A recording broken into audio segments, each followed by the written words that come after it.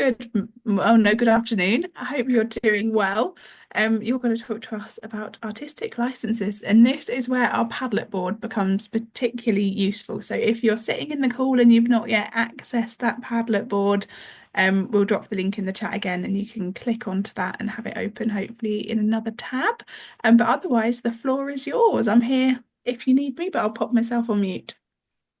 Thank you, Abby. Okay, so my name's Vega Brennan, she, her. I am half Chinese, Portuguese, Spanish. I'm stood in my studio at the moment. I did wonder whether I should not be doing this, but actually it was really helpful to me to multitask. So I have actually been printing this morning. Let me just see if I can just tilt my screen down. And that object there is what I'm using. It's an Adana letterpress machine, and I'm using vintage type to print some postcards for an exhibition I'm taking part in. So that's what I'm up to this morning. So a bit about myself. Let me just go on to share my slides. Of course, it's not going up with the right one.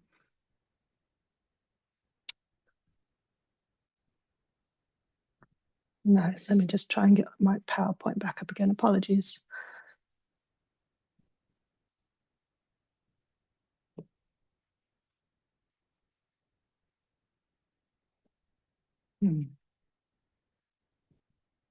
Thank you. Sorry.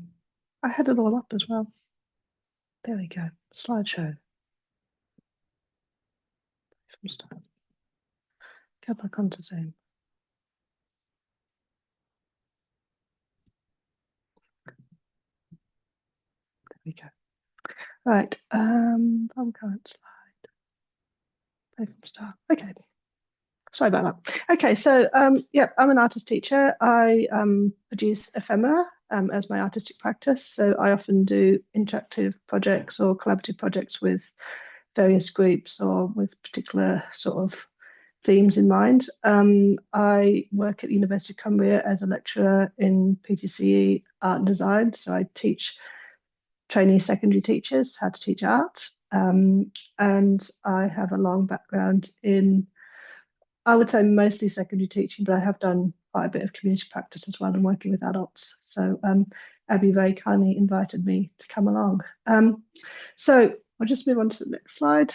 So my inspiration for my own practice is very much to do with fluxus and interactivity. So I very much appreciate Yoko Ono's invitations to create work. So this is Grapefruit, which is a wonderful book. But there's lots of other Fluxus artists whose work I really love as well. A lot of their work is often quite anonymous, so you don't actually know that you're taking part in a Fluxus event. It's often quite ephemeral, and it's usually quite sort of say disruptive. So it kind of takes you out of your normal way of thinking and asks you to approach things differently. So this is one of her pieces, the first piece in her book, Grapefruit. So she's asking you to scream, and that becomes a piece of work. I've only got a few slides, so I'm kind of like hoping that we have loads of questions. And I am kind of free-forming this as we go along. So this is Grapefruit. Next influence for me is Oblique Strategies by Peter Schmidt and Brian Eno. I don't know whether you've come across their work.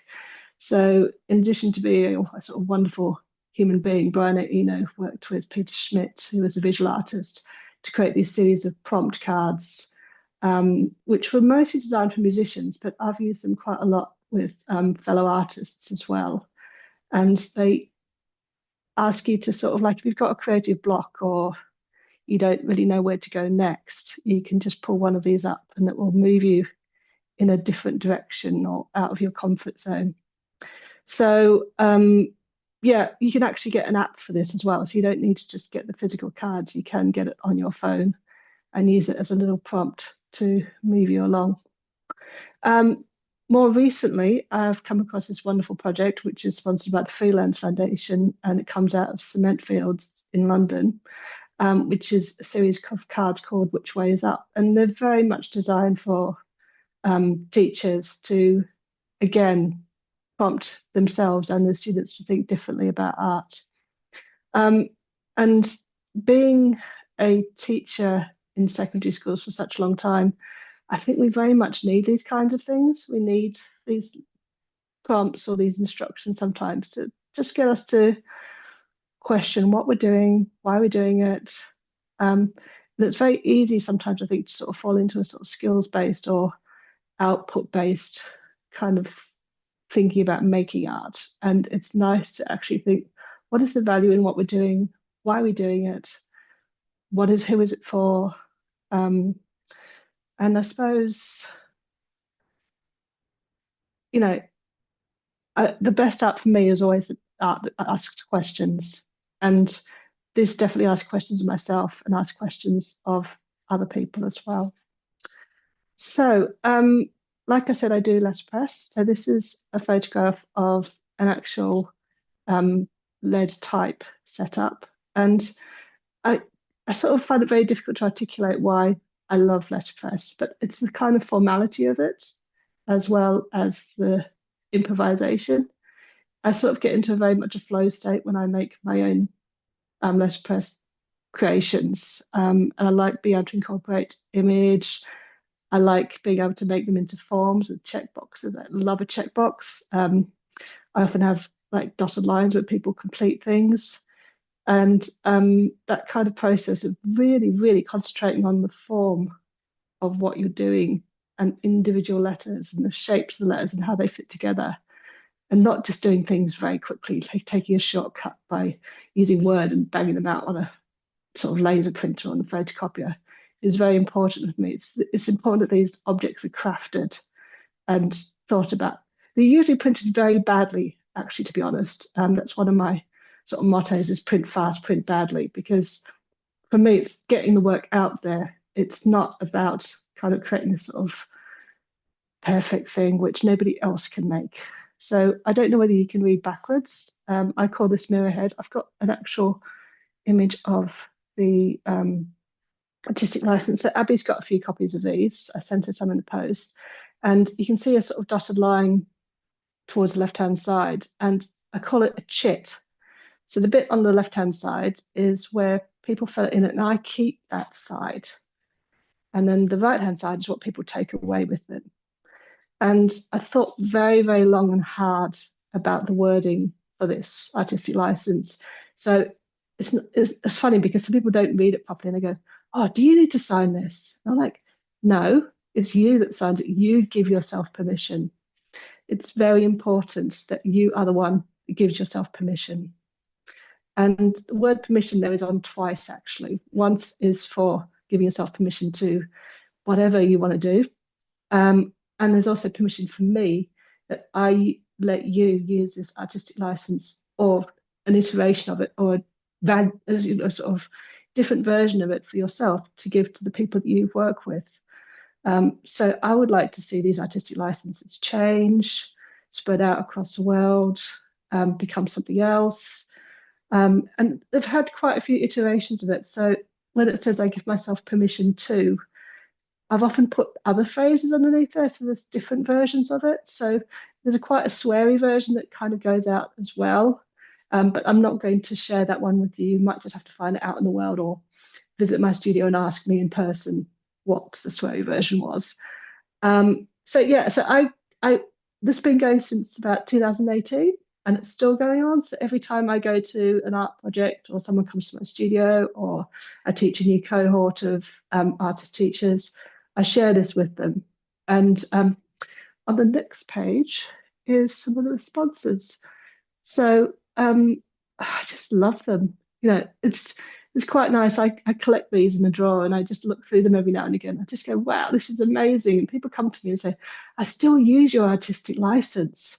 You know, I've got it on my wall, or I sort of carry it with me to the beach. So when I do weird things on the beach with my artwork, I can show it to people and they can go, oh, okay, you're an artist, that's fine. I know a really wonderful wood engraver called Chris Dodd, who might mind me saying this, but he doesn't have a TV license. He doesn't have a driving license. The only license he's got is an artistic license. The one at the bottom row, sort of halfway along, breaks my heart, which says his art teacher keeps trying to deny it. And yeah, people have their own reasons. A lot of people just write, why not? Or do I need one? Which is absolutely valid as well. I realize that these artistic licenses are just a bit of paper, but it's that kind of permission to and sort of owning being an artist teacher that is very important to keep reminding ourselves that in the last breakout room, Victoria was asking whether the people that one of the presenters worked with are artist teachers. And for me, it's absolutely critical that we carry on making and carry on doing because it's food for us. It's sometimes really, really exhausting. Giving all your creativity, all your energy, and all your headspace to the people that you work with, and not feeding yourself sort of spiritually and creatively. And I still use my artistic license all the time, and I do need to kick up the bum every now and again to make work, and that's why I'm doing this today. I am making work while taking part in this conference.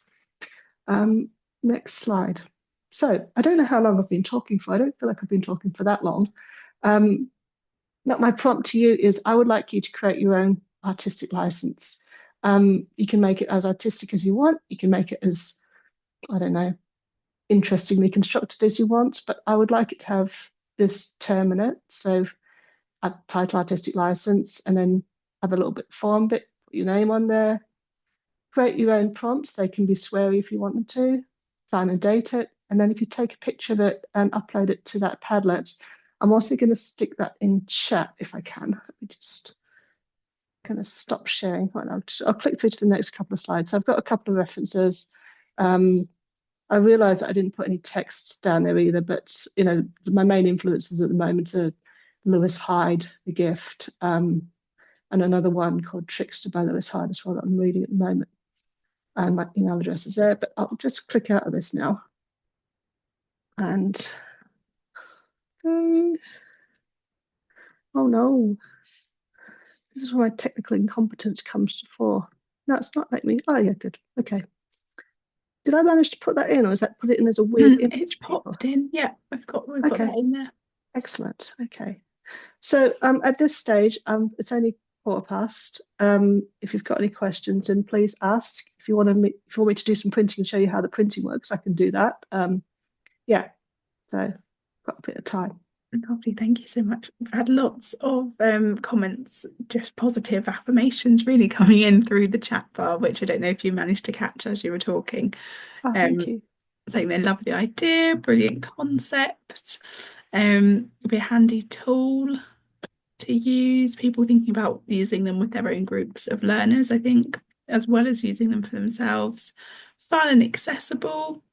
Um, yeah, love this. And Emma has popped in there, makes me think of The Artist's Way. So I don't know if that's one of your reference points as well. Yeah, Artist's Way is an interesting book. I use it quite a lot, but also I really dislike here's the guy that Russell Brand. Yeah, he's got a credit on the front cover, which I really don't like. Yeah, Artist's Way is very interesting. I think I've got quite a lot of books that I use to prompt artists. I run an artist development course in my studio as well. Um, Another book that I really love is, I'll pop it in chat later on. But yeah, Artist Way is very interesting. But we can have a conversation about that. Are there any more questions? Or yeah, so Karen said giving permission. So I first came across this, or first sort of what started the ball rolling is when I did an artist teacher MA at Northumbria. Unfortunately, the course no longer runs, with the wonderful G. Thomas and Sandra Johnston. And we were in the pub after a session, and she said, the most important thing that people need is they need permission to make art. And what we do as lecturers is give people permission to make art. And I was like, well, that's great. But I hopefully, yeah, I know it was written way before Russell Brand, Emma. Um, um, but yeah, but can people give permission to themselves and just remind themselves that giving permission is really important as a first step to making work. Yeah, Vega, I know that course really well because I actually worked at Baltic alongside G. Thomas at the time and Oh, actually ran lovely. the sessions. And I just think it's something that I come across a lot in terms of just allowing people to be able to do the thing, give them confidence in what they need in terms of finding their practice and finding their own way. So it really resonated with me without any knowledge of you doing that course. Yeah, I love the Baltic. So are you still at the Baltic? No, I'm now based in London and I'm at Space Studios, but I run professional development programs for artists, and I'll be speaking this afternoon about them. Oh, very exciting. I hope I'm in your breakout room. Thank you. Yeah, it's not a new thing. People have been doing artistic licenses for ages. If you Google artistic licenses, um, it always comes up. But this is a physical embodied form that goes out to people.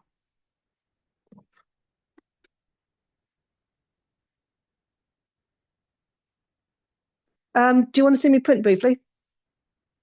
Yeah, you can do it. It looks Yeah. like on the cameras people have got their heads down, so we can I always was, I was have a just look. going to ask one question. How do you do? So, do you use the prompts? The different ways you have prompts with when you're teaching young people in class. Would you use some of those things where that changes the direction of their what they're creating, or is it more in your own work? Definitely for other people as well. Absolutely. One thing that I do as a teacher is constantly ask questions of myself and ask questions of my participants. I don't often provide the answers. I kind of find ways to move things forward through ways that they choose, as opposed to me. Oh, okay, I'm going to print. So this is called. Let me just spin this around a little bit more and angle my camera down. So this is called Nadal Letterpress. It was made in the 1960s. And it was used for people to print things like bingo cards, and like often high school students would set up their own little businesses printing things for their school, like posters and stuff like that. It doesn't print very big, so I'm printing some postcards. And to be honest, the postcard that I've just printed is a lot better than the postcard I'm about to print now. But this is a little postcard about letterpress terminology. This press is called Sheila, and I've got another press behind called Terry. They're after characters in Detectorists, because it's about the right time for them. And basically, what you do is you pull the handle down and you press down, and then the text comes out there. And there's lots of mistakes, there's lots of gaps, so there's quite a lot of work that I need to do on that.